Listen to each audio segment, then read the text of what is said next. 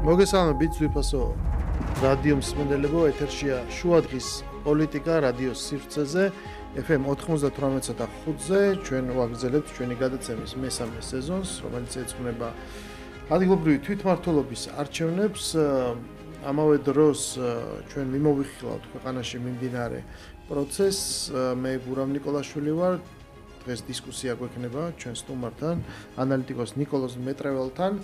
მოგეხსენებათ, ცოტა ხნის წინ პროკურატურაში გაიმართა ბრიფინგი, სადაც მთელ რიგ პოლიტიკურ პირებს, ფიგურებს ოპოზიციიდან, რომლებიც ბევრი მათგანი ახლა იხდის სასჯელს იმის გამო, რომ მათ უარი თქვეს კანონის შესრულებაზე და არ გამოცხადნენ საგამოძიებო კომისიაზე, ზოგი მათგანი გარეთ არის, წარუდგინეს დამატებით სხვადასხვა მუხლი, რომელიც ითვალისწინებს და გულისხმობს იმას, რომ მათ ბრალი ედებათ სახელმწიფოს მიმართ მტრულ საქმიანობაში, სხვა ქვეყნის ინტერესების სასარგებლოდ და ასე შემდეგ. ძალიან მოკლე პერიფრაზი გავაკეთე იმისი დანარჩენი, რა თქმა უნდა, დეტალურად ზუსტად ეს ცნობილია და ჩვენ წინ გველოდება ალბათ ამ ბრალის უკვე ინკრიმინირების, შემდეგ ძიების პროცესი. ძალიან ღია და გამჭვირვალე, თუ რა კონკრეტულად ბრალდებას როგორ უპასუხებენ ბრალდებულები, როგორ წარიმართება სასამართლო პროცესი და საბოლოოდ რა ვერდიქტი დადგება. ეს პროცესი სავარაუდოდ ესეთი დროტევადი იქნება, კარგი ხანს გაგრძელდება. არ გამოვრიცხავ, რომ თუ ვერ გაიმართლეს თავი ბრალდებულებმა და ისინი გამტყუნდნენ მათი ჩინონ სტრასბურგის სასამართლოში. აქამდე, ამიტომ მინდა წინსწრებით შევახსენო მსმენელს, რომ აქამდეც არაერთ გახმაურებულ საქმეზე ყოფილა ხოლმე საქმის მიტანა სტრასბურგამდე. ხშირ შემთხვევაში, სხვათა შორის იგივე მიხეილ სააკაშვილის შემთხვევაში მან უარი თქვა სტრასბურგში გასაჩივრებას და დავაზე. სხვადასხვა ცნობილი გახმაურებული საქმეები, როგორც იყო თქვა აი რუსთავი ორის საქმე, იყო ამბავი ატეხელი, როგორ ხდება სასამართლოს პოლიტიკურად გამოყენება, ეს ყველაფერი არ დადასტურდა და სახელმწიფოს არ გააჩნია გასული წლების მანძილზე არც ერთი საქმე, რომელიც მთლიანად იქნებოდა წაგებული სტრასბურგის სასამართლოში, ანუ ქართული მართლმსაჯულების სამართლიანობა და მიუკერძოებლობა დადასტურებულია. ამ მხრივ ჩვენ დღეს შევიკრიბეთ სალაპარაკოთ ყველაზე ერთ აქტუალურ თემაზე, იმიტომ რომ მოგიხსენებათ, რომ საქართველოში წელს დაანონსდა და ბოლოს უკვე გაფორმდა და ხელი მოეწერა უდიდეს და უმსხვილეს ინვესტიციას, რომელიც არაბეთის გაერთიანებული საემიროებიდან უნდა შემოვიდეს და ტრადიციულად, როგორც ყველა მსხვილ პროექტს, ყველა კრიტიკულ ინფრასტრუქტურას თუ სტრატეგიული მნიშვნელობის ეკონომიკურ რაღაც პროექტს წინ ხვდა კლასიკური წინააღმდეგობა, სწორედ აი ამ დეტალებზე გვინდოდა ლაპარაკი. მე მომიწია შეხება სხვადასხვა ადამიანებთან ამ ტიპის, ვინც ახმიანებს ამ ტიპის ბრალდებებთან, იგივე დისკუსია გაიმართა სოციალურ ქსელში და მესმის, რომ ძალიან ბევრ ადამიანს ეს აინტერესებს და ვიღაცებს აქვთ რაღაც გავიგეთ სპეკულაციებად, მაგრამ აი რაღაც კითხვები არის და ჩვენ შევეცდებით ჩვენ რაც გვაქვს ინფორმაცია ამას უპასუხოთ. ნიკოლოზსაც ზუსტად იგივენაირი წინადღეების გამოცდილება აქვს და შეიძლება მე ცოტა მეტი გავარკვიე დღეს და მე მეტის ლაპარაკი მომიწიოს, მაგრამ ყოველ შემთხვევაში შევეცდებით, რომ ეს ეთერი დაუთმოთ მაქსიმალურად თქვენს ინფორმირებას ამ პროექტთან დაკავშირებით, რაც არის ცნობილი და რისი მოყოლაც მეტნაკლებად შეიძლება, ხო? მაგრამ პირველ რიგში დავიწყოთ აი მივაბათ ეს თემა ამ აქტუალური თემით, რაც აი მოვისმინეთ ჩვენ პირდაპირ ეთერში, ეს აქამდე ცნობილი არ იყო, დღეს გავიგეთ ის, რომ უკვე ის, რასაც ჩვენ პრინციპში პირდაპირ ეთერში ყოველდღიურად უყურებთ, აი ამ მავნებლურ საქმიანობას გაცხადებული მიზნებით ჩვენ ამას უყურებთ პირდაპირ ეთერში. ეს დაახლოებით გავს გამოცხადებული დამხობის გეგმას ათონელის რეზიდენცია, რომ დააეღოთ 4 ოქტომბერს. ათონელის სხვა შორის არ უთქვათ ადგილმდებარეობა დაკონკრეტებული 4 ოქტომბერს არ იყო, მაგრამ 4 ოქტომბერს რომ იწყებოდა და სრულდებოდა ხელისუფლების დამხობის პროცესი, ეს იყო მრავალი კვირით და თვით ადრე გამოცხადებული, ხო? და შემდეგ მერე უცებ ვინც გადარჩა გარეთ, მერე დაიწყეს, რომ არა კაცო ჩვენ ეს არ გვინდოდა უკვე წაგებულზე. ამიტომ პრინციპში იმ ბრალში ეს ბრალის კვალიფიკაცია იყო ცოტა იურიდიულად სიახლე ჩვენთვის ჩვეულებრივი მოქალაქეებისთვის მოსასმენით, რომ შინაარსი არ იყო ხო რაღაცნაირად მოულოდნელი, იმიტომ რომ პირიქით ბევრი ადამიანი შეიძლება ელოდებოდა კიდევაც, რომ ამ ხალხზე თუ იძახით, რომ ქვეყანას აქცევენ, რა ხდება შემდეგ და აი დღეს მოხდა. შენ როგორ შეაფასებ ნიკოლოზ იმას რაც ახლა კი ბატონო, მოგესალმები გურამ, მივესალმები ჩვენს მსმენელს, მაყურებელს. მე ერთი მარტივი ჰეშტეგით დავიწყებ საუბარს, ყველაფერი იცოდა, ასე ვთქვათ. მთავრობამაც და ოპოზიციამაც და საზოგადოებამაც რაც ხდებოდა, ხო? ამ ადამიანებმა, ბოლო ასე ვთქვათ, მე მგონი რაღაც ბოლო გაფართხალება იყო, ასე ვთქვათ, რადიკალური ოპოზიციის, თუ აყვებოდა მას ხალხი აყვებოდა და საბოლოოდ მე ვნახეთ, ესენი ხომ ხთალი ხალხია, თან ძალიან ლაჩარი ხალხია, მე იმის თავიც არა აქვს და იმის ღირსებაც არა აქვს ჩერჩელი, რომ იმდენი ხალხი დააჭერინეს და აი მოინანიონ მაინც და თავის თავზე აიღონ და თქვან, რომ იცი ჩვენ მართლა ამას ვაპირებდით, ხო? ვითომ იქ პაატა ბურჭულაძე ცუდად გახდა, ვიღაცა სახში გაიქცა საერთოდ და არ ვიცი ხა, ან იმაზე რომ ლაპარაკობ, აი ღობე ოდნავ ის იყო დაზიანებული იყო. აი ადამიანი შენ ხო მიხვედი იმ ღობესთან და ხო აჯანჯღარებდი იმ ღობეს. მე ხო წააქციე ის ღობე, შეხვედი პოლიციელებს, ფეხებს ხო უკნევდი და ძალადობდა, ხო აპირებდი იმ რეზიდენციას, აი იმ გავარნებოდ და უშოთ ის ღობე იყო და შენ რას მიდიოდი იქ რა გესაქმებოდა, საერთოდ რისთვის მიდიოდნენ? ანუ რა ხო პირდაპირ კაცმა თქვა, რომ აგერო ეხა ნახეთო, რასაც ვიზავთო ჩვენო პარლამენტ იმასო პრეზიდენტის რეზიდენციასო ვიბარებთ ჩვენ ხელში. ეს ხო თქვა და დაიძრა იქითკენ და აქედან აი ამ სიტუაციიდან როგორ უნდა გამოჟო? ან დასავლეთშიც ხა არანორმალური ხა იქ მან ერთი მომენტიც იყო რა ეს აქცია რო დაიწყო იქ მთელი ეს აგენტურა მომზადებული იყო იქ ჟიგევონტას პავილიონისმა დაწერა რომ აი დღეს ჩვენ ყველანი ქართველები ვართ იქ მაიამ სანდუმ დაპოსტა რაღაც აი ყველაფერი იცოდა და რაღაცა იმედი ჰქონდათ ამისი და აი დასავლეთშიც ხო ეხა ამ არანორმალურებზე ავლაპარაკობ მე ვიღაც ნორმალური ადამიანი თუნდაც იმ სტრასბურგის მოსამართლე და მე მიხარია რომ ჯერჯერობით სტრასბურგის სასამართლოს სხვათა შორის ამ deep state-ის ზეწოლას უძლებს და ობიექტური განაჩენები გამოდის და მე დიდი იმედი მინდა დავიტოვო რომ ეს ესევე დარჩება და იქ შესაბამისად თუ წავა ეს საქმე არის ნორმალური მოსამართლე რომ შეხედავს და დაინახავს რომ ყველაფერი ანუ ნათელია როგორც შენ აღნიშნე ზუსტად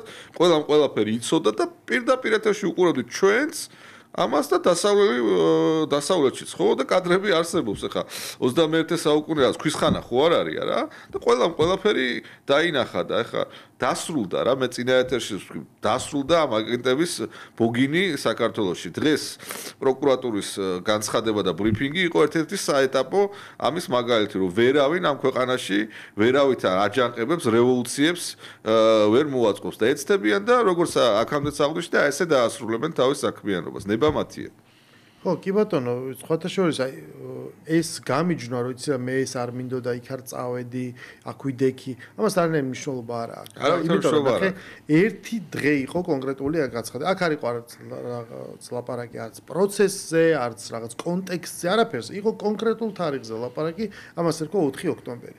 შენ თუ განსხვავებული დამოკიდებულება გაქვს, შენ თუ მიგაჩნია რომ აპროტესტებ, ეს პროტესტი უნდა იყოს უწყვეტი, მაგრამ უნდა იყოს მშვიდობიანი და ასე შემდეგ, ხო? ანუ ერთი დღე, როცა ლაპარაკობ ერთ წელიწადზე, შეგიძლია რაღაცნაირად დათმო და თუ მიგაშნია რომ ეს არის ავანტიურა, ან ეს არის რაღაცა მიუღებელი, თუ მოკლედ რაღაცნაირად ემიჯნები შინაგანად. კაცო, ის ერთი დღე საერთოდ სახლიდან ნუ გამოხვალ, არა თუ იქ მიხვალ, არც რუსთაველზე, არც ათონელზე.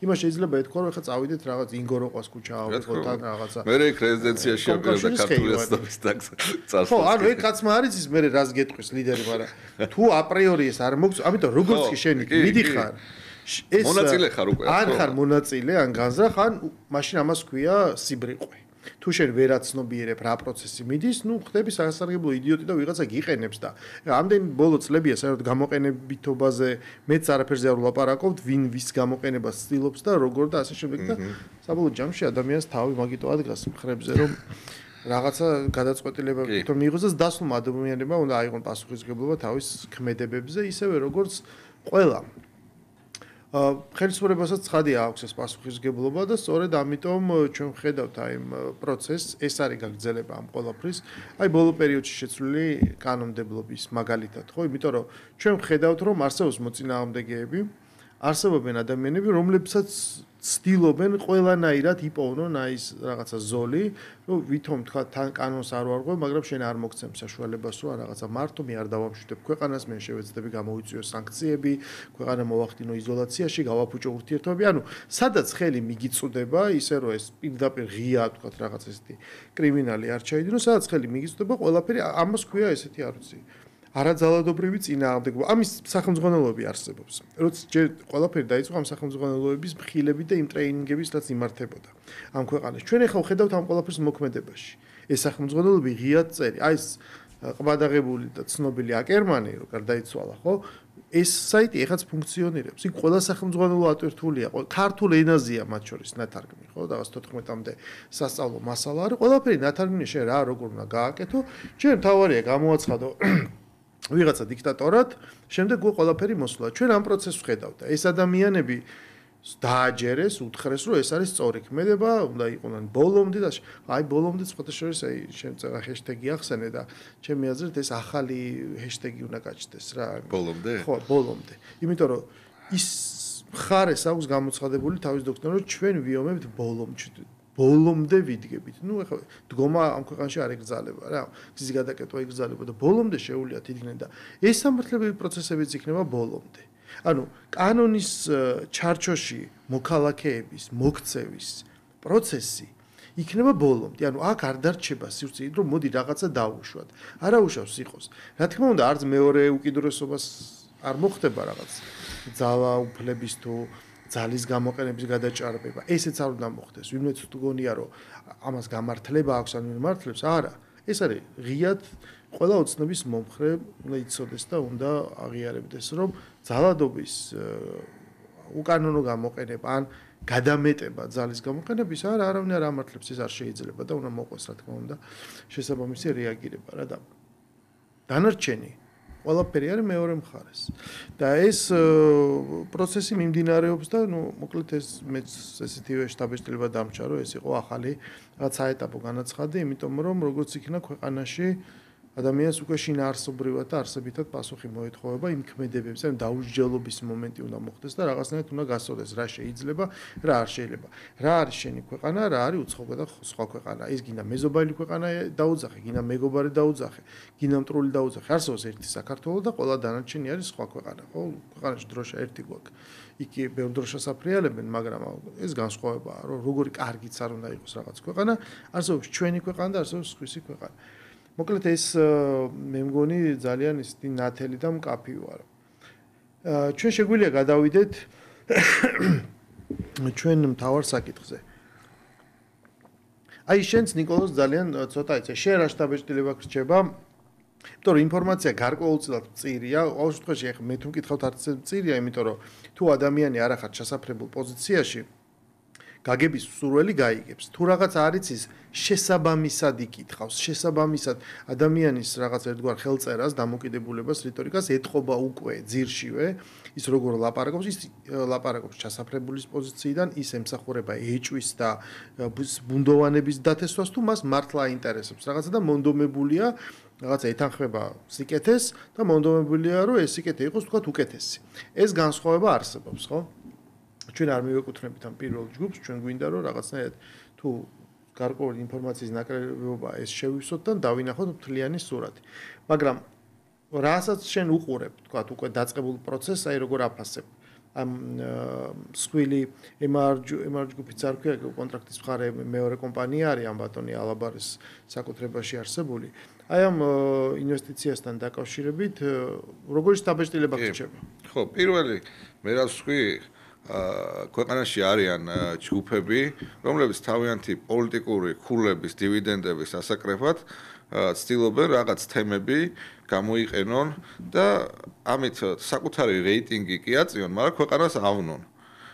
და სხვადასხვა ქულა დაიწერონ და სარგებელი ნახონ. საშოვარზე გამოსული ხალხია ძალიან ბევრი. მე ამას უბრალო მოქალაქეებზე არ ვამბობ და გუში დავწერეთ და კიდევ ერთხელ მინდა განვარტო დიდი ასე ვთქვათ აქტიურობა მოყვა ჩემ პოსტს და სოციალურ მედიაში და ისეაც განხილვა და უამრავი ადამიანის ქუჩაში ხვდება და აქედან გამომდინარე განვარტო. ახლა თითქოს მე დავემუქრე, ასე მე დავემუქრე, არ დავუქრევ, ახლა ჯერ აქედან დავიწყოთ, რომ ვისაც რამის თავი აქვს ის ბევრს არ ლაპარაკობს და არ იმუქრება, ის აკეთებს და საქმეს აკეთებს და ნაკლებს ლაპარაკობს, თუ რამის დაპირებას აპირებს, ხო და მეორე მხრიდან არის ეს რაღაცა უაზრო მუქარა, რომ აი ვერ ააშენებენ სასტუმროებს და რაღაც კურორტებს ვერ განავითარებენ, რაღაც მცირე ჯგუფები, 3%-იანი ჯგუფები აცხადებენ ამას. მე მათ ვეუბნები უბრალოდ იმას, რომ ეს აშენდება, ბუნებრივია, ქვეყანა არ დაზარალდება, პირიქით არის ქვეყნისთვის მნიშვნელოვანი. რამდენიმე ფაქტორიდან გამომდინარე, თუნდაც ჩვენ შევხედოთ ახლა ჯერ გლობალური კონტექსტი რა არის, ხო? ურთულესი ვითარება. მე ხა დღეს სხვათაშორის ფიქრობდი, აი, როდესაც ომზეა ლაპარაკი, თავისუფლად რა არ შეიძლება ამ ომს დავარქვათ მესამე მსოფლიო ომი, ანუ რა აკლია ამ ომს ფაქტიურად რომელი მხარე არ არის დღეს ჩართული იმ მეორე მსოფლიო ომში რო იყვნენ იმ ქვეყნების, ხო? ნუ რაღაც გამონაკლისები შეიძლება არის, მაგრამ მეორე მსოფლიო ომის მერე ეს არის უდიდესი ტრაგედია ეხა რაც ევროპაში ტრიალებს. ეს ომი, რომელსაც ეწირება ასობით ათასი ადამიანი, ჩართულია სხვადასხვა მხარე, სხვადასხვა შესაძლებლობებით, იქ რუსეთს ირანი ეხმარება, ჩრდილოეთ კორეა ეხმარება, უკრაინას იქით ამერიკა ეხმარება, ევროპის ქვეყნები ეხმარება, ანუ ყველა ჩართულია ძირითადი აქტორები და ჩინეთი, ასე ვთქვათ, ორივე მხარის მთავარი მომწოდებელია დრონებთან დაკავშირებით. ხო, ანუ ყველა მთელი გლობალური სერიოზული მოთამაშეები ჩართულია. ამ დროს ჩვენ გვაქვს მშვიდობა და ვახერხებთ იმას, რომ მოვიზიდოთ უდიდესი უმნიშვნელოვანესი ინვესტიციაში. დაახლოებით 7 მილიარდზეა ლაპარაკი, რომელიც არის პირველ რიგში ხო, ანუ მეორე მხრიდან რასაც ხატავენ, ხო? ეს ინვესტიცია არის იმის განპირობებელი, რომ საქართველოში გაიზარდოს პენსიები, დასაკვდეს მეტი ადამიანი, ხო? ამისკენ არის მიმართული და სხვანაირად ეს ვერ მოხდება.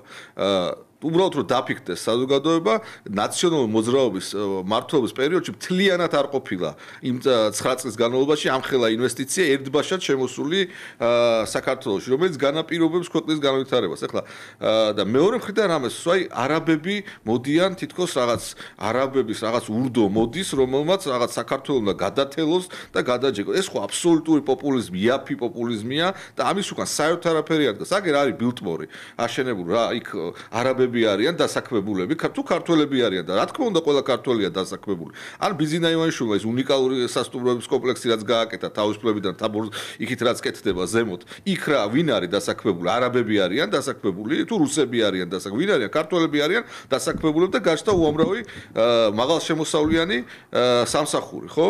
იგივე იქ აქაც იგივე უნდა მოხდეს. გაშენდა მაგალითად ჰუალინ პლაზა, ძალიან კარგი კომპლექსი, იქ შვენიერი გზაც გაიყვანეს ჩინელებმა. რა, ჩინელები არიან, რამე აისახა იმითი, რომ საქართველოში ჰუალინგი ააშენეს ჩინელებმა. იგივე იქნება აქაც, ხო, ანუ და მეორე მხრიდან ეს როგორც თქვი რაღაც 3%-იანი ძალები, იგივე ლელო, თუნდაც იგივე ალტინფო, ცდილობენ რომ სიკეთე გადაფარო. როგორც რაღაც მომენტებში, სხვადასხვა მომენტებში ესეთ პოპულისტური ძალები ჩნდება და მე ამ ძალებს უბრალოდ ეს უთხარი რა, სანამ სიღრმისეულ დეტალებში შევალთ, რომ არ გამოგივათ ეს რა.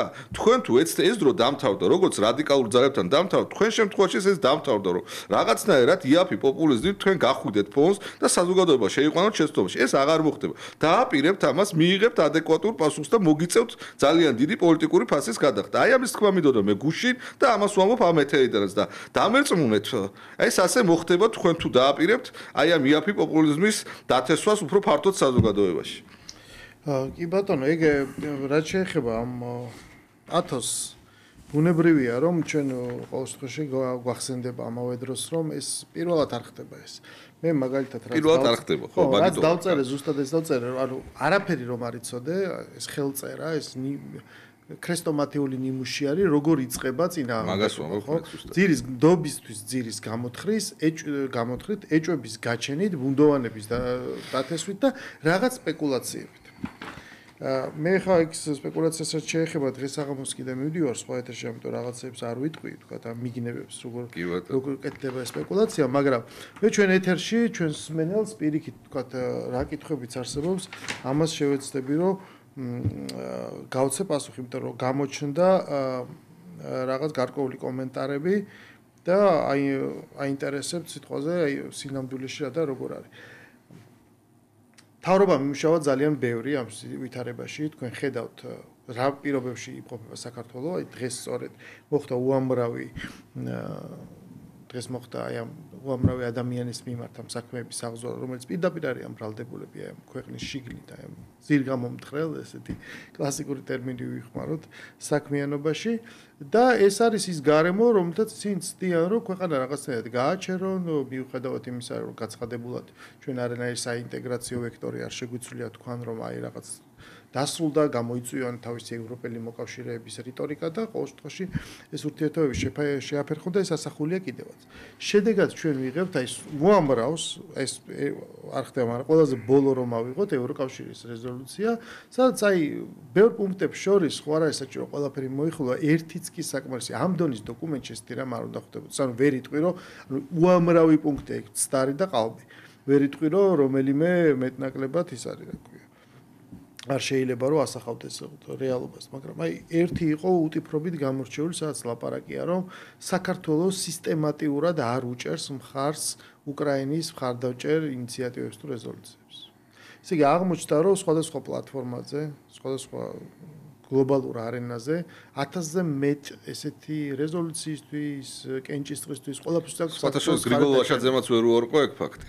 ანუ 1000-ზე მეტი სრული მხარე ორი შემთხვევა იყო მხოლოდ ორი, ანუ ჯესეთი წეს ორი რომ მართლა საწინააღმდეგო იყოს, ანუ 1020-ზე არა ლაპარაკი და აი ორი როგორ წონის ამას რომ სისტემატურად არ უჭერს თქვა. ის ორიც იყო ლაპარაკი ერთ შემთხვევაში იმაზე რომ ჩვენ ამერიკულ ინიციატივას დაუჭირეთ მხარი და მეორე სხვა ინიციატორებისას არა, ერთი ეს არის და მეორე იყო გარკვეული რაღაც ტრიბუნალის, სპეცტრიბუნალის შექმნას ითხოვდნენ და ჩვენ დაუჭერეთ მხარი პოზიციას, რომ კაცო ჰააგაში არსებობს ტრიბუნალი და რაღაც თქვა დამატებით გაასამართლოს ჰააგა. გესმის, აი ეს წერია ესე ანუ ეს მაგალითი მოვიყვანე იმის სანახავად რა პირობებში ცხოვრობს საქართველო. ხელისუფლება, რომელსაც გააჩნია პასუხისმგებლობა, რომ ქვეყნის სუვერენიტეტი დაიცვას, ეროვნული იდენტობა დაიცვას და რაც თავარი ეს თუ არ უზრუნველყავ ეკონომიკით, მიტინგები 90-იან წლებში სხვა მაღალი ქონდა და მე როგორ ვიცხოვრეთ, იმედია ამ მოსახლეობის უმრავლესობას მაინც ახსოვს, პატარა თაობას შეიძლება ეს არ ახსოვდეს. ამ პირობებში ხდება მოძიება და თემ სოფლიოში ეძებენ სახელმწიფოები ტრამპი თვითონ დადის და პირადად ხვდება ადამიანებს ოღონდ ვიღაცა ამერიკულ ეკონომიკაში ფული ჩადოს მას შემდეგ რაც მთელი საწარმოო საშუალებები აღმოჩნდა ჩინეთსა და რაღაცა სამხრეთ აზიაში ამის შემდეგ ის მიხვდა რომ ერთგვარი ახალი რეინდუსტრიალიზაცია ჭირდება ხო და ამ პირობებში როცა შენ ახერხებ რომ მოახერხო და არაბეთის ქვეყნებიდან გაერთიანებული საემიროებიდან მოიყვანო ადამიანი, რომელიც არის აი ადამიანებს რა აუხსნათ, მსმენელს რომ მიხვდეს, რაც თავის დროზე ილონ მასკი ან დონალდ ტრამპი იყო ამერიკაში, ხო, ნუ აი დეველოპმენტი უფრო ტრამპს უხდება. რომელიც თავის დროზე დიდი ზარზე იმით ჩამოიყვანს, რომ ტრამპ ტაუერი უნდა აეშენებია, რომელშიც ის არც ერთ კაპიკს არ დებდა. ანუ მისი სახელის გარდა გამოყენებული არაფერი არ იყო. შენ ახერხებ ჩამოიყვანო მსხვილი, ასეთი აი არაბი ტრამპი პრაქტიკულად, იმიტომ ნებისმიერ ადამიანს შეუძლია გადაამოწმოს ბატონი ალაბარის ბიოგრაფია და ინფორმაცია მის შესახებ. ეს არის ყველაზე სოფლიო მასშტაბით ყველაზე მდიდარი 20 არაბს შორის 20-ში შემავალი მე-20 ადგილზე. კი ბატონო. ეს არის ბურჯ ხალიფას და სხვათა ამშევი. ანუ მისი რეპუტაცია ამ ხრივ და საქმიანი ბექგრაუნდი არის უმციკლო შეიძლება ითქვას, ხო? მან დააფუძნა ეს MR კომპანია, შემდეგ ის გახდა დიდი და სააქციო საზოგადოება, მისი მოწილეები არიან მათ შორის სამეფო კარი და ასე შემდეგ. და ის მართლობი და შემდეგ დაიწყო მეორე კომპანია ძალიან დიდი გახდა და მეორე კომპანიის ეგრეთ წოდებული Eagle Hills-ის განვითარება, მაგრამ ამასთან ერთად მას უამრავი ესეთი კომპანია აქვს. ხო, თავარი შეთანხმება ხდება, როგორც ინვესტორის ხდება მოჰამედ ალაბარის მოძიება, მისი ჩამოყვანა და საბოლოო შეთანხმება განხორციელდა ისეთი დონის ვიზიტისას, რასაც ერქვა საუდის არაბეთიდან იქაური შეიხის მართველი პრეზიდენტის ჩამოსვლა საქართველოში.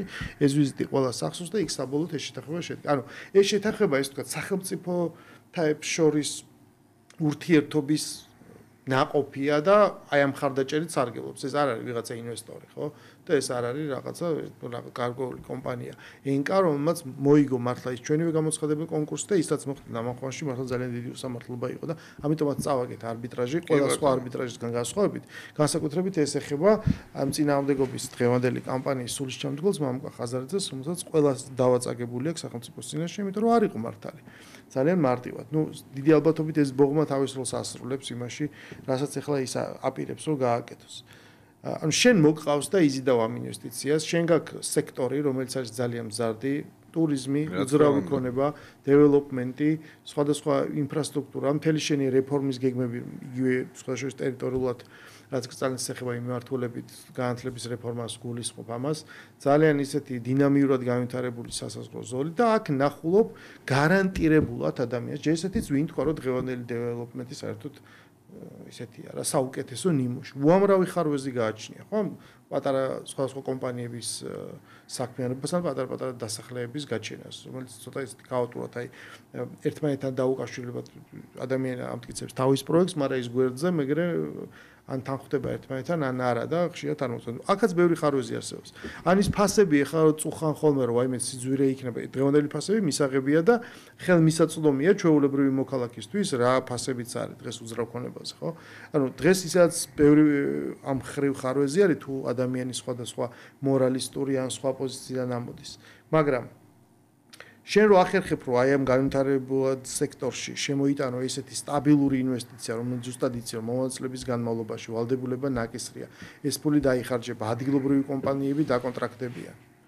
ერთ-ერთი ინფორმაცია რაც მოვიპოვე და რაც შემიძლია ვთქვა, ყველაფერი არ წარმოადგენს საიდუმლოებას, არის ის რომ უკვე არის 10 მილიონი დახარჯული ამ პროექტის ქვეშ და დაახლოებით 10-12 ქართული კომპანია არის დაკონტრაქტებული. ეს ეხება პროექტირებას, ეს ეხება გარემოზე ზემოქმედების შეფასების გაკეთებას, უამრავ სხვადასხვა კვლევით თუ საპროექტო ღონისძიებას, რომელსაც პირდაპირ ქართული კომპანიები არიან. ეს პროცესი უკვე დაწყებულია, ხვდები? ამის შემდეგ ჩვენ ვიღებთ რას? ეს იანვარშივე იყო ეს ცხადია დაანონსებული. ამის ნაცვლად საარჩევნო კამპანიის დროს აირჩიეს ან ბოიკოტი, ან ისევ გააგრძელეს რაღაცა ის კამპანია ბიზნა ივანიშვილი იქნება მოსკოვში. ეხლა ეს ამას არავინ პასუხისმგებლობა არ აიღო. აღმოჩნდა რომ ბიზნა ივანიშვილი ცხოვრობს თავის რეზიდენციაში, ხვდება არაბეთის პრეზიდენტს, საემიროების პრეზიდენტს, იდება ესეთი ხელშეკრულება, მას მოაქვს აქვს ინვესტიცია, რაც არის ნდობა იმისი, რომ ესე იგი ამ ქვეყანაში შეიძლება ამდენი ფულის ჩადება, ესე იგი აქ არის სტაბილურობა, ესე იგი ქვეყანა ადგას სწორ პოლიტიკას, არ შედის რაღაც რისკებში, რომ ისეთი მსგავსად მათსა, ვინცაც აი დღეს ბრალი წაუყენეს და როცა მართველი იყო, გახსოვს რა ავარიებშიც მოგვახვედრა, ესე ვთქვათ. და ეს ნდობა უცებ ეს ყველას ავიწყდება წინა კამპანიები რა ხდებოდა 1-2 თვის წინ და დღეს იწყება ლაპარაკი აი შენ თქმის არ იყოს რაღაცა მურვანყროს ურდოებს და ასე შემდეგ. ანუ უბრალოდ რომ გადაიკითხოთ, ანუ მამუკა ხაზარაძე რას იძახდა, რეებს ამბობდა. სახელმწიფო იღებს თურმე, ანუ მან იცის. შეიძლება მან რაღაცები უნდა იცოდეს, იმიტომ რომ მას თვითონ აქვს მსგავსი რამ გაკეთებული. აი ესეთ ბუნდოვან პირობებში აქვს წამოღებული მთელი ლისის ტბა. მაგრამ ყველაფერი კარგად იცის. უბრალოდ თაღლითია და ვანდარი არსი. 900-ზე მეტ 1000 ჰექტარამდე ტერიტორიაზეა ლაპარაკი, რაც ლისის ტბაზე მან 2007-10 წლებში წამოიღო. და რომელიც მე კაცმარიც მე გადახდაშიც ეს ზუსტად არის ძებნება ინფორმაცია რეალურად რამდენი გადაიხადა მაშინ, ხო? 182 მილიონი თუ რაღაცა იყო შეფასებული. და შემდეგ, იმიტომ რომ გაძვირდა და სხვანაირი 13 წელიწადში ვიცხოვრეთ აგერ და გაძვირდა ფასები და აიწია და დეველოპმენტი განვითარდა, უდიდესი სარგებელი და ხერი ნახა. ანუ მან ზუსტად იცის რომ სახელმწიფო იღებს 0-ს არაფერს. აი ესე მოხდა ლისის ტბაზე სახელმწიფო მიიღო 0 და არაფერი რა რეალურად. და ისარგებლა და ხერი ნახა მან ამ თავის დეველოპმენტით, რომელიც ყველანაირად მიიღო. მან ზუსტად იცის რომ არანაირი დაპირებული ინვესტიცია და ფული აქ არ შემო. უკვე აცხადებს წინასწარ რომ ეს არის ესე იგი ცრუ გარიგება. და თუ ფული არ შემოვა, მაშინ ეს არის კორუფციული სქემა და თურმე რაღაცა ბიზნა ივანიშვილი დგას ამის უკან და მას აქ ხერი. თუ ფული თუ არ შემოვა, მაშინ ხერი რაში არის, ეს არის გაუგებარი, ხო? და მას აქ ბევრი წმინდა წყლის ესეთი უცხოტო, მაგრამ რას თავარია ის ყველაზე მეტად ამ არგუმენტაციაში, ხო, ეს ხო შეიძლება რაღაცა ფინანსურ მიმართულებას დააჯდიან რაღაც სხვას. არა, ის ლაპარაკობს აი ამ ქსენოფობიური ფაშისტური სენტიმენტებზე თამაშით და ლაპარაკობს რომ უცხოტომელებს მიეცემა წმინდა ტერიტორიები. აი ამ ეს სპეკულაცია შემოაქვს, იცის რა ერდუარა და არა მარტო მან გარკვეული ძნობელობა და მოწყვლობა ამის მიმართ. ყოველ შემთხვევაში ის კი არა რომ შეიძლება ადამიანები ეს პირდაპირ დაიჯეროს, მაგრამ უკვე ემოციურად უნდა იმოქმედო ადამიანზე, მე ის ინფორმაცია მისცე რაც გინდა და ამ ემოციურად გაღიზიანებულ ადამიანზე რომ არ იქა მურვანყროს ურდოები დაიძრნენ საქართველოს გადასასალეკად, შემდეგ უკვე აცურებ იმ გარკვეულ სპეკულატიურ რაღაც ლოგიკურ კავშირებს თითქოს რომელთაც შემდეგ ხდება ადამიანის უკვე ანტაგონისტურად განწყობა. ეს გააკეთა მან და ზუსტად ესე მოიქცა ეს ყველაზე მეტად ამ შემთხვევაში მე იმის თქმა მინდა რომ ბევრი თემა იმისი თუ როგორ არის ეს აღწერილი მაგრამ როგორ ფიქრობ მას შემდეგ რაც ნამახვანის პროტესტი მოხდა უკვე ერთხელ აქვს კიდე საშუალება ანუ შენ ხედავ იმას გარდა იმისა რომ ფაზა იმის წინასწარი მომზადების და განწყობის შემზადების ჩვენ ხედავთ რომ ეს მიმდინარეობს შემდეგი ფაზა უკვე არის ამის კონვერტირება კონკრეტულ აქტივობაში რაც ჯვაროსნულ ლაშქრობებში რასაც ჩვენ ხედავთ ხოლმე რაც კარვების დაცემაში შიმშილობებში უწყვეტ პროტესტებში და ასე შემდეგ თუ ხედავ შენ იმ ძალებს ჯგუფებს ვინ შეიძლება ამას ჩაერთოს მე ამას ხედავ რომ დავინახე ეს უბრალოდ ჩვენი ვალი არის ამიტომ ვაქტიურობ მე შენს და უამრავი სხვა ადამიანიც რომ საზოგადოებამდე მივიტანოთ სიმართლე ჩვენ თუ არ ვილაპარაკებთ თუნდაც დღეს ეს გადაცემა რო არ გავაკეთოთ სხვადასხვა ეთერებში რო არ ვისაუბროთ პირდაპირ კომუნიკაცია არ დავამყაროთ ჩვენ საზოგადოებასთან ესენი კვლავ ეცდებიან რომ მკვდარი კატა დაგუგდონ მაგიდაზე რა და ამაზე გვალაპარაკონ და ყველაფერი გააფუჭონ და ეს საქმე გააფუჭონ საბოლოო ჯამში მე ამიტომ აქვს ძაფრი რეაქცია რომ აქ სერიოზული სიკეთეები დევს ჩვენი ქვეყნისთვის და რამდენიმე პოპულისტი ურეიტინგო ამაზე ცდილობს რეიტინგის გაკეთებას და ამას ვებძი და ამას ძალიან მძაფრად დაუპირისპირდები მე აქაც და სხვაგანაც ხო და კიდე რა მინდა ვთქვა რომ აუცილებელია კომუნიკაცია ამაში მაქსიმალურად ჩაერთოს ქართული ოცნება როგორც ეს ჩვენ გავაკეთეთ დაუშვათ გამჭვირვალობის შესახებ კანონზე როდესაც მეორედ მოხდა ამის შემოbrunება მაქსიმალური ინფორმირება ხდებოდა საზოგადოების კონკრეტული ჯგუფების ინფორმირება ხდებოდა ეს იყო სტუდენტები სხვადასხვა დარგის სპეციალისტები რომ მათ ეს კანონი არ ეხებოდათ და არაფერი საზიანო მათთვის არ ხდებოდა დღესაც ჩვენი ვალია და თითოეული ჩვენთან გადის ვალია რომ თითოეულ ჩვენ მოქალაქემდე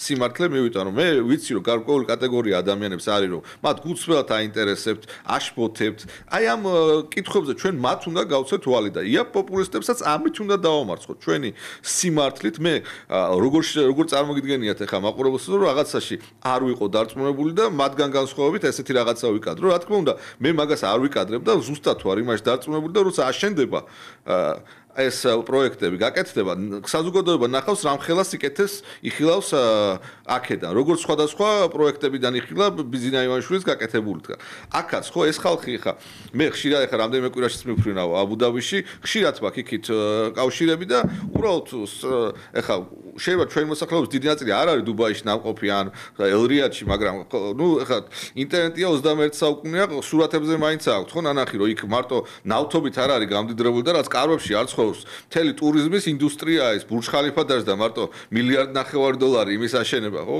ანუ ეს ხალხი არის ამაში ეფექტიანი და ჩვენი ერთ-ერთი მთავარი საზდო დღეს არის ტურიზმი ჩვენ არ აგვაქვს გაზი და ნავთობი ერთი არ გვაქვს სერიოზული წარმოება ხო და არის ეს მომენტი უნდა გამოვიყენოთ და აქეთ ამ ხრიდან ხო არავითარი ლოგიკური არგუმენტი არა კიდევ ერთხელ ამბობ ესენი არიან უმდიდრესი ადამიანები სოფლიოში ერთ-ერთი უმდიდრესი და ეხა ფიქრო რომ ვიღაცა ანუ წარმოდგენას მეორე მხრიდან რა იქნება წარმოდგენა რომ აი ევროპას რომ მიაწდნენ ეხა მიგრანტები რო არიან მიწყდარი აი თითქოს აი იმ ტიპის კატეგორია ჩამოვა ხალხის რომლებიც სადაც კარვებს დადგავენ როგორ ჩამოვა პრემიუმ კლასის იმას ვაშენებ იმას როგორ იყიდის ბედუინი გურამ შენ ხო ნახე აი მეც ნახე გუშინ წინ აი რა იაფი პოპულიზმით გვიპირისპირდებია ხო ჩვენ რომ ხო აი მუშაობს და მაგას მე მეცმის ძალიან კარგად მექანიზმი ხა ჩვენ მაგიტო ვართ ამ ეთერში და იმიტომ ვაქტიურობთ რომ ეს დავანგრიოთ და ამას პასუხი გავცეთ და როს არ გამოვიდეს ხო ეს ხო ამას შეუარაღებელი თვალითაც არ ვიცი ხო მე რა დონემდე შეიძლება ჩავიდეთ რომ რა ვიცი ხა კარფანჯარას იქიდან მოიზიდავენ რა ქვია და იმას მოიტანენ ანუ შეუარაღებელი თვალით შანს რამდენი სიკეთე შეიძლება აქედან მოვიდეს და მაგაზე უბრაზდები რომ რამდენიმე უსინდისო ადამიანი ცდილობს ეს რაღაცნაირად თაღლითი მიიკეთოს ის გაბრაზება არ უნდა არა გაბრაზება არა ხა გაბრაზება სხვანაირად თუ და გამოიხატოს ხა მე იმათ რაღაცა და ცემას და დაჭერას კი არ უპირებ ხა და ღმერთმა დამიფაროს ეგეთი რაღაცა მაგრამ ამას როგორც ვამბობ ადეკვატური პასუხით დაუპირისპირდები რასაც მე გავაგებინებ საზოგადოებას ბევრად ეფექტიანად ვიდრე ისინი ეს არის ჩემი ამოცანა და ჩვენი ყველას ამოცანა მე 10-ობით და 100-ობით კომენტარი მივიღე იქიდან რაღაც ამოვწერი და თანათანობით მე შევეცდები ხოლმე ამას კი ბატონო მე ეხა ამ ეთერში ერთ-ერთს აი 10 მაქვს პუნქტი ამომიწერეს და ერთ-ერთს პასუხებ მაგალითად ეს უკვე მეორე ფაზაა რა, ანუ ეჭვს რო აჩენ და მე მივხვდით რომ შეიძლება არგუმენტაცია არ ყოფილითო დაადასტურო რომ აი ამას როგორც ეჭვის დონეზე აჩენ რომ და ემოციის და განწყობის დონეზე რომ აი ესე იგი გიპყრობენ. მაგრამ მეორეს მხრივ შეიძლება ბევრი არგუმენტაცია არ აქვს, მაგრამ აი შიში ხო აქვს და უკვე რო ხდება, აი მოდი ეს შიშიც დავაზღვიოთ რა საჭიროა. ამიტომ ჩდება რომ მოდი რა საჭიროა კაცო რა თუ ხო გვაქვს აგერ საპენსიო ფონდი ეს მაგარი ახსენდებათ ხოლმე რომ აი ყველაფერზე აგერ გვაქვს საპენსიო ფონდი და მოდი ეს ჩავდოთ ხო? ახლა მე მაინტერესებს რომ მაკდონალდსი ხო არის საქართველოში გახსნილი და რა თქვინდა ეს მაკდონალდსი ეს უცხოური ბრენდი გავაკეთოთ რა ქართული და იყოს ქართული მაკდონალდსი მაკდონალდსი არ იყოს აი იყოს ორი ლულა ხო არსებობდა ეგეთი და იყოს ეს ორი ლულა ესეთი იმაში ჩავდოთ ორ ლულებში ფული და აღარ გვინდა მაკდონალდსი ანუ როგორ ფიქრობს ახლა მას ადამიანი ერთნაირად იმუშავებს იმ მაკდონალდსის ბრენდი იმ მაკდონალდსის რაღაცა ცოდნა ხარისხი ეს ყველაფერი იგივენაირად იმუშავებს ასე შენ რო გააკეთებ ამიტომაც მოგყავს, ანუ რატო უნდა თხოვმე, რომ აი ვიღაცები რო წუხან, რომ მერთო ჩემო აი რატო ევროპელი ტურისტი არ ჩამოდის? აპრიორი თვლება რომ ევროპელი ტურისტი გარდა იმისა, რომ მათთვის ეს ხო თეთრია. ამავე დროს ის მაღალ მწყიდველ უნარიანია, მაღალ მხარჯველია. ჩვენ გვინდა ევროპელი და ამერიკელი ტურისტი და ჩვენ არ გვინდა ინდოელი ტურისტი ან არაბი ტურისტი. ამას როცა შემოაქვთ იმაში ერთის მხრივ უნდა იყოს ბიზნესი, მაგრამ მეორეს მხრივ შემოაქვთ ეს ფაშისტური სეგრეგაცია. ხო, არა, გურა 80% ამერიკელს 80% საერთოდ პასპორტი არ აქვს, ქვეყნიდან 80% ამერიკელი საერთოდ არ გადის. ანუ ეს ხო არის ეს ქართულ მოსახლე და აქ იმაშობიან, რომ აი ამერიკა არ ჩამოვა ეს კულტივაცია ხო ხდება ამგვარი რაღაც მიდგომით, ხო? შესაბამისად, თუ შენ იმაში ერკვევი, რომ ესე იგი უცხოელი ტურისტი რო ჩამოდის საქართველოს შიდა ტურიზმიც ხო გვაქვს კაცო ხო მიდივართ ბათუმში, ბახმაროში, სადღაც ბაკურიანში დასასვენებლად. მაგრამ ის უფრო მაღალ მსყიდველ უნარიანი. ეს იგი არის ხო რაღაც განსხვავება. შენ რო ჩადებ და განავითარებ იმას ვინ იყიდის და იქ როგორ მოიზიდავ და საერთაშორისო ბრენდული მარკეტინგული კომპანია რო ამას აკეთებს და თვითონ იღებს ვალდებულებებს, შენ კი არ გაკეთებს რაღაც ტრამპ ტაუერის სახელით სახელს რო გაძლევს მარტო და პირიქით ფულს უხდი იმაში რომ ეგ მოგწეს ეგ სახელი. ეგრე აქ დუბაიშიც გაკეთებული. არამედ თვითონ დებს ამას ინვესტიციას და ამას ახერხებ, ეს სრულიად განსხვავებული მიდგომაა და მას სრულიად სხვა წვდომა აქვს და სხვა ბრენდი აქვს და სხვა კლიენტურას და ბაზრებზე აქვს წვდომა. ხო ეს ერთი მაგალითი მოვიყვანე აი მარტივად რომ ადამიანი მიხვდეს აი რატომ არ შეიძლება იმიტომ რომ ჩვენ აღარ ვცხოვრობთ საბჭოთა კავშირში რა სახელმწიფომ ყველაფერში საპენსიო ფონდი ჩადე და მე შენ თვითონ ეს ავითარე ამას ჭირდება უდიდესი ცოდნა უნარები და მაშინ შეგვიძლია შექმნა უშუალებელი ბიუროკრატია და ადმინისტრაცია და შეხვიდე კიდე უამრავ რისკში ხო მაგრამ ეს ადამიანს ახლა ეს არგუმენტი უნდა კონდეს უნარი რომ გაიგოს ეს რეალურად რას ნიშნავს და შემდეგ მსგავს რამეს აღარ იტყვის არსად არ წერია ეს თავარი უდიდესი ტყუილი რაზეც და ისეთი ადამიანი ყოველ შემთხვევაში საქმეების თვალსაზრისით რაც კარიერაც მამუკა ხაზარაძესაა გავლილი აი ამ როცა ამას იძახის რომ კონტრაქტში თურმე წერია ეთნიკური ნიშნით ვინმეს დასახლება არაბები ჩამოსახლებიან და იქ თითქოს ეს წერია აი ეს არის აი მე არ ვიცი როგორი დანაშაული მართლა მოგინდება რომ აი დღეს რო ბრიფინგს მოусმინეთ უკვე ხვალვე აიგრძალოს ეს პარტია და ეს აი ამ დონის მავნებლობა მე არ ვიცი რა უნდა გააკეთოს რა და ვინდა უზრუნველყოს და სხვათა შორის მან მე დარწმუნებული ვარ ეს არის პირადად მისი ეს თქვა დალაგებული ხაზი ესე შეტევა მან ძეულად აიყვანა მთელი პარტია მოაქცია აი ამ მესიჯის და კოლგის ქვეშ და დღეს თავის ვებგვერდზე ამ ბანერებს დეს რაღაცა არაბები წაგულეკავენს და თავის არ ვიცი ყველა ლაპარაკობს თუ არა ამასაც ლაპარაკებენ თქოს საკრებულოში სხდომა არ ყოფილა იქ ორი ლელოს წარმომადგენელი არის და ძალიან მაინტერესებს აი ეს ადამიანები ჩაერთვებიან თუ არა ამ კამპანიაში იმიტომ რომ მე მგონი სასურველი იქნება რომ ეს ხალხი განთავისუფლდეს ამ პარტია ლელოს ბრენდისგან და ისე გააგრძელონ სხვა სახელით მოღვაწეობით რომ შეუძლებელია აი ამ სამარცხვინო კამპანიაში მონაწილეობა რასაც მამუკა ხაზარაძე აკეთებს რა ამ შემთხვევაში და კიდევ უამრავი საკითხია მე უბრალოდ არ მინდა რომ შევაწყინო ჩვენი მსმენელი ამ ფორმატით იმიტომ რომ ეს ძირითადად დაწერას მოითხოვს და ჩვენებას და სხვა ტიპის დისკუსიას ჩვენი დრო თითქმის იწურება და საბოლოო ჯამში ფიქრობ თუ არა რომ მაინც სასურველია რომ მეორე მხრიდანაც იმიტომ რომ ხელისუფლება მოწილია ამ პროექტის, რომ ხელისუფლების პასუხისგებლობა აუცილებლად უნდა იყოს, ხელისუფლების ჩართულება აუცილებლად უნდა იყოს და კომპანიისაც მათ შორის. რა მართალია ჩვენ ვნახეთ ძალიან ვრცელი ინტერვიუ ამ დამფუძნებლის, მაგრამ ეს შეიძლება ყველამ არ ნახა, ხო ბოლოს და ბოლოს ეს საკმარისი არ არის. მეტი უნდა გაკეთდეს და რას თავარია, გამჭვირვალობისკენ ნაბიჯი უკვე გადადგმულია, იმიტომ რომ ეს საპრეზენტაციო ოფისი გაიხსნა ქალაქის მთავარ გამზირზე ერთ-ერთ ყველაზე გამორჩეულ შენობაში, რომელიც სამწუხაროდ კერძო საკუთრებაა და გაიყიდა უკვე თავარი პრობლემა ის გაყიდვაც არ არის, თავარი ის არის ჩვენ გვინდა ის შეგვინარჩუნდეს იმ სახით როგორც ჩვენ გვახსოვს და აქ აქვს ნაქირავები ეს ოფისი სწორედ იმისთვის რომ როგორც მე გავიგე სწორედ იმისთვის რომ ადგილობრივი მაცხოვრებლები და ადგილობრივი ინვესტორები მოიზიდოს და ამ პროექტში ადამიანებმა იყიდონ ისევე როგორც უამრავ სხვა პროექტს ხედავთ და სავსეა საერთოდ დეველოპმენტის შეთავაზებებით.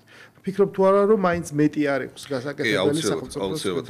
აუცილებლად არის გასაკეთებელი ეს სახელმწიფოს ვალია მეტი ინფორმირება თითოეული მოქალაქის რა პირველად ეფექტიანი იყოს საბოლოოდ ამ პროექტის შესრულება და შემდეგ უკვე მართვა საზოგადოებამ ესეც ყველა უნდა გაიგოს რომ 33% იქნება იქ საქართველოსი სახელმწიფოსი და მაქსიმალურად ამავე დროს არ უნდა დაუშვათ ის წარსული შეცდომები, თუნდაც ეგ ნამახვანზე რაც მოხდა, ხო საზოგადოების არც შესაბამისი ინფორმირება არ მოხდა, ну მე რაც მოხდა, საშინელება მოხდა ეს, რატო უნდა წაგვეყო ამ ხელა თანხა, რატო უნდა გვეზარალა და ამ ხრივ არის სამუშაო და მე რაც ვთქვი რომ აი ამ პოპულისტებს არ მიეცეთ საშუალება რაღაც თუ ისინი რაღაც რადიკალურ ნაბიჯებზე წავლენ და ამისკენ რაღაც გარკვეულ ძალებს აქვთ ამის მუქარა და რაღაც ილუზიები რომ აი ჩვენ რაღაცას წავლენ ну ამ მიმართულებით სახელმწიფოს აქვს შესაბამისი ბერკეტები აქვს სრული მხარდაჭერა ქართულ ოცნებას არის გამარჯვებული ძალა ყველა არჩევნებში შესაბამისად აქვს იმის მანდატი რომ რასაც თulis სწორად რასაც თulis ის განახორციელოს და ამ ნაბიჯებს თუ მეორე მხრიდან რაღაც რადიკალური ჯგუფები დაუპირისპირდებიან მცირე ჯგუფები რომელსაც რეალურად საზოგადოებაში არავითარი მხარდაჭერა არ აქვს ეს არჩევნებზეც გამოჩნდა 3%-იანი პარტიები არიან თუ ეს ძალები რაღაცნაირად რადიკალიზაციაზე წავლენ მათ უნდა კარგად გაიაზრონ რომ ამას დღეს არავინ აღარ გაუტარებს. ეს არ არის თუნდაც რამდენიმე წლის წინანდელი საქართველოს. ეს არის მყარი შემდგარი ინსტიტუციებით განვითარებული ქვეყანა, სუვერენული ქვეყანა, რომელიც გააკეთებს ყველაფერს თავის მოქალაქეებისთვის და არც ერთ რადიკალურ დაჯგუფებას არ მისცემს არეულობის საშუალებას. დიდი მადლობა. ჩვენი საეთერო დრო დასრულებულია. ჩვენ ბუნებრივია გავაგრძელებთ კიდევ ამ თემაზე ლაპარაკს და არაერთხელ, იმიტომ რომ ეს არის მართლაც ის ფრონტის ხაზი, სადაც არ შეიძლება უკან დახევა და ის პოპულიზმი ჩვენ გვინახავს წინა წლებში და რომელსაც თავის შედეგი გამოუღია და წარმატებით გაყიდულა ესე ვთქვათ შესაბამის მსმენელზე, ეს მორიგჯერზე არ უნდა დაუშვათ ბუნებრივია და ამიტომ ჩვენ წვლილს შევიტანთ. მე დღეს გემშვიდობებით, ეთერში დავბრუნდებით შემდეგ კვირაში.